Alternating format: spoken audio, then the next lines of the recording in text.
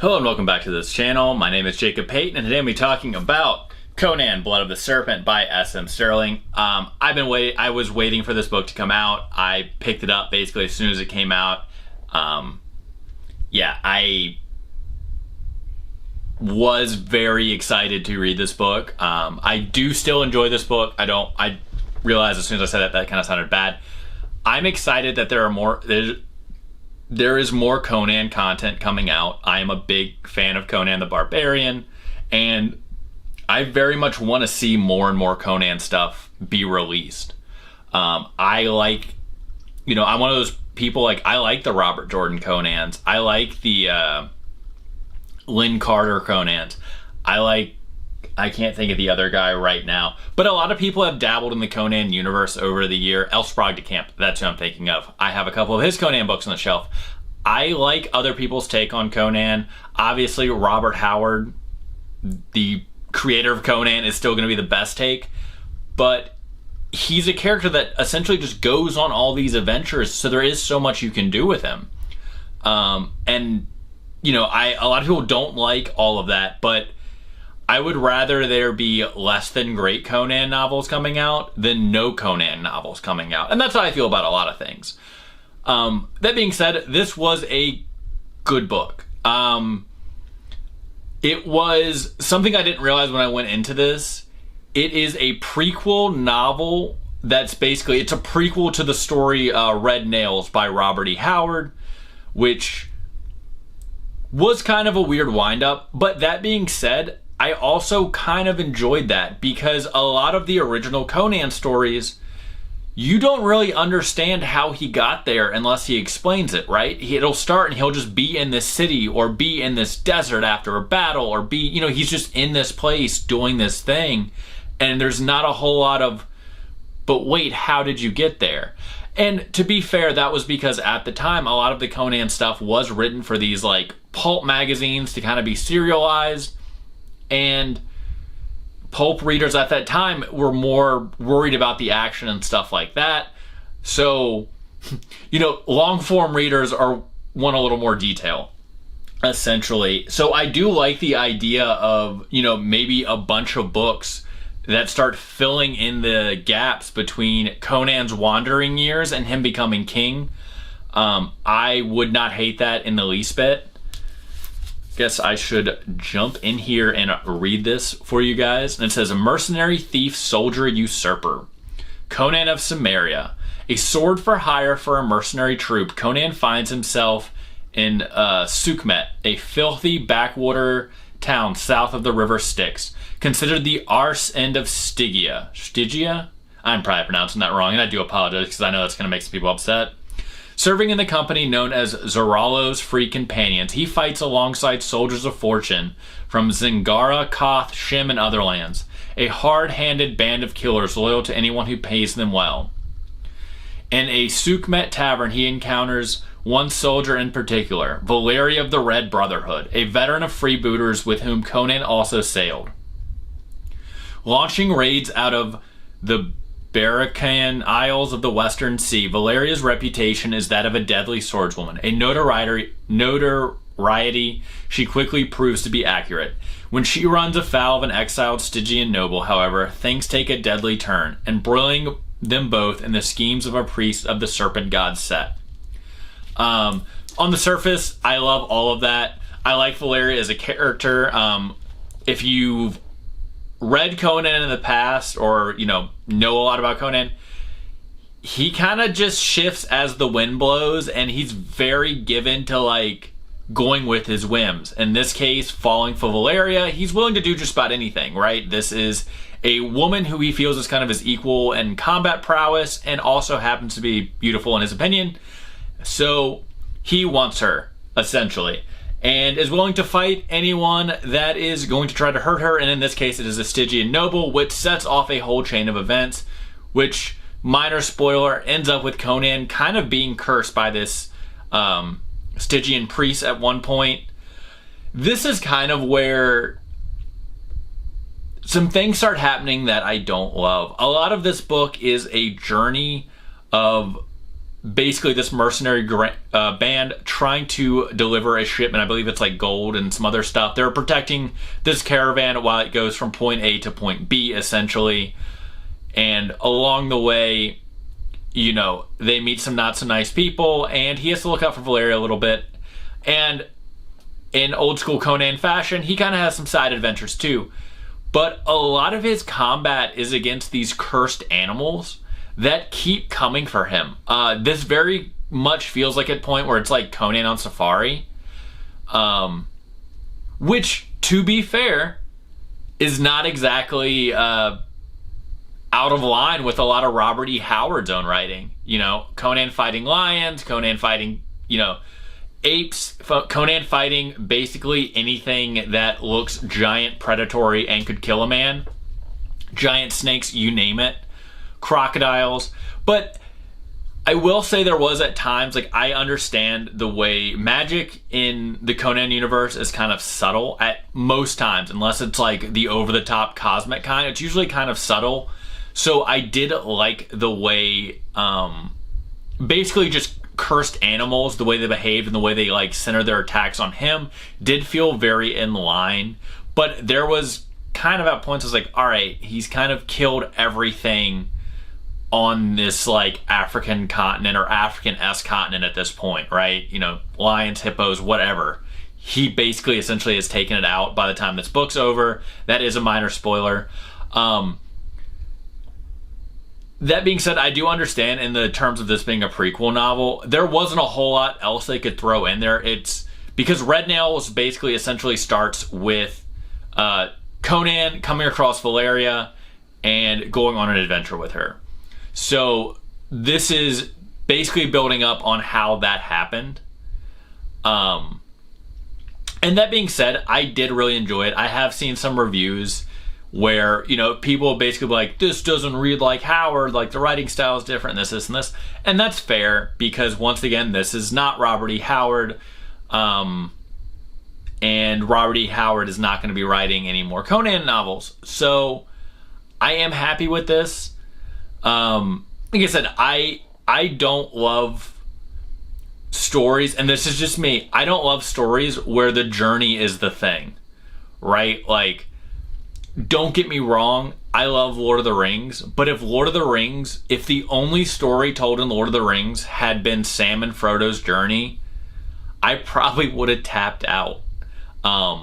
You know, I needed everything going on with Aragon and Pippin and like all this other stuff happening, because if the story is just, and then I journeyed here and I camped here and then I fought this and then we had to keep going because I'm trying to achieve this goal as quickly as possible, that gets old very fast. So there was a couple chapters in this book, I'm not gonna lie, that I kind of forced myself through because they kind of felt, some of the, especially with the animal stuff and the riding and the horses, it felt repetitive at times. And that's just a me thing, because once again, overall, I was happy with this book and I will recommend this book. I am recommending this book. I will just say though that the journey at times did feel a little repetitive, and I did not fully enjoy that all the time. Luckily, about midway through, there is a couple, well, actually, not just midway through. There are like two kind of big side quests as things that Conan goes on that kind of help break the journey up a bit, so it's not as monotonous, and I did really appreciate that. I can't even imagine how hard it would be to write a novel that is based in a world that is so beloved by so many people. So first off, I'm not wearing a hat, but if I was, I would tip it to S.M. Stirling, because this is a monumental task. I mean, there was no way a Conan book was going to come out that everyone was going to love. So, you know, I would say when you're looking at reviews, like I've seen a lot of reviews that either everyone can, you know, they want to rant and rave because it's not Howard, it's not this, it's not that. And then other people that, you know, I think are more like me in this, and they're more grounded in reality, in the fact that like, this is what we're going to get, and it was good. And I want more of it. And I think, I would love to see what SM Stirling can do, with maybe 2 more Conan books. I wouldn't mind that at all. Because, this was a really good story. And I would be excited, like I said, to see more Conan hit the shelves. And I would definitely like it to be... This is my controversial take. So let me clarify my words here. I would prefer it if it was SM Stirling or 1 or 2 other authors that are playing in this universe at one time, because sometimes, and this is me, when it comes to tie-in novels to existing universes, it can be a little overwhelming when every book that's being put out is written by a different author and none of them are in line with each other. One of the series I'm thinking of when I'm saying that is the Alien series, right? Alien's been putting out a lot of books, and I've read a couple of them. I really like them, but the writing styles are all different because they are all different authors and they're all telling very different stories within the Alien universe, and there's a lot of them. So it can be difficult, even as a fan of Alien, to essentially even try to read all of them or even want to read all of them, because that all the stories aren't tying into each other at all. There is no overlining arc, so to speak. It's just all of these random things happening in kind of 2 different places. Which does work, and obviously something that happens in a bunch of different planets, but I think would be super confusing in something like a Conan book or a Conan story arc where the main character is always Conan, right? So essentially, if they go that route, we're basically gonna get more Hyboria books, but 5 different Conans, so to speak. Which, it might turn out great. It's just something that I'm kind of hoping they won't do, and I hope they just keep letting SM Stirling maybe put out some more, and then maybe bring some more authors in. But of course, none of that may happen. I don't know what the sales look like on this book. I do know that it had a pretty big following. There's a lot of people like me who pre-ordered it. That being said, my local Barnes & Noble didn't carry it. I'm hoping that is not a sign that the publisher, who I believe is Titan Books, is already just kind of like, meh. Because I do know that the Conan comic book rights, I think, changed hands yet again, either last year or this year. Marvel had them back briefly, and then I think either Boom or Black Horse had them. Don't quote me on that. I'm a reader of comics. I enjoy comics, but I am not as learned in comics as I should be before I open my mouth on a video. So if you know comics better than I do, which would not be hard to do, and you want to clarify that in the comments, by all means. But my point is that Conan is a property that tends to change hands, the IP rights. I don't know how many different IP rights there are for Conan. We're talking film rights, we're talking novelization rights, we're talking comic book rights. Hasbro might even still have the action figure rights. Who knows? There's been a lot of stuff. I am sure that it is all very messy. I am kind of shocked that none of it's in the public domain at this point. I don't know how that works. I am not a public domain lawyer. I work in marketing. But like I said, it's just kind of messy, and I'm hoping that we get more of these and that we don't just get one and this is it. Because I did enjoy this. I would like to see what else SM Stirling can do in this universe.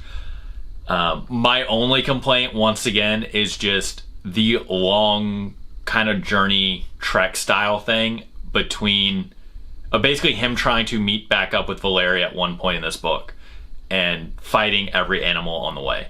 That was my only complaint in this book. Everything else is fun. I thought Conan read as Conan. I know some people didn't like the viewpoint it was being written from. But you know, it was more of a third person instead of like an omnipresent that like I think Robert E. Howard usually used. I still very much enjoyed it. I still felt like Conan was Conan. He still, you know, wasn't afraid to fight whoever.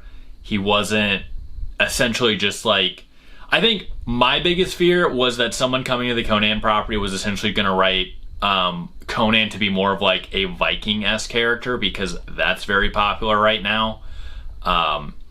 And I've been reading a lot of Conan knockoffs, or Clonans they've been called, where that's essentially what they are. They are Conan, but in the body of a Viking, doing Viking things, and that's kind of what I was afraid of, and I'm glad we did not get that. I also love that it took place in Stygia, because I think Stygia is one of the most interesting places in the Hyborian world, because it's a place that everyone knows is evil, essentially. Like, you can meet some good Stygians, but they still sacrifice people to snakes and do dark magic. So it's like, it's one of the few people that are, you know, they're easy antagonist in the Hyborian world, essentially. And I did really enjoy that. Like I said, I would just love to see more come out of this. I like this book. If you're on the fence about reading this book, don't be. Go ahead and jump in. If you're like me and you don't like the journey scenes, just push through them, because there is a lot of stuff to break them up, and the stuff to break them up is very enjoyable.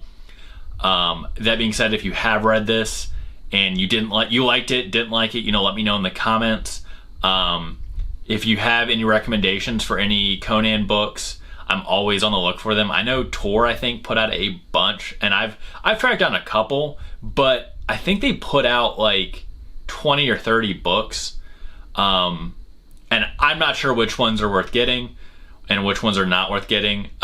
So if you want to drop me some notes in the comment section, I am always willing to take viewers' recommendations. And as always, if you enjoyed this video, please like and subscribe, and I will see you guys.